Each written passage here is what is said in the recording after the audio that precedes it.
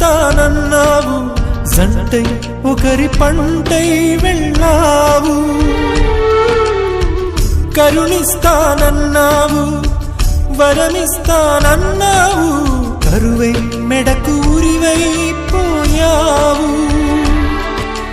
దేవతలోను ద్రోహం ఉందని తేలిపావు, దీపం కూడా దహిస్తుందని తేల్చావు. ఎవరిని నమ్మాలి నన్ను తప్ప, ఎవరిని నిందించాలి నిన్ను తప్ప. నువ్వంటే ప్రాణమని, నీతోనే లోకమని, నీ తోడే లేకుంటే బ్రతికేది ఎందుకని ఎవరికి చెప్పుకోను.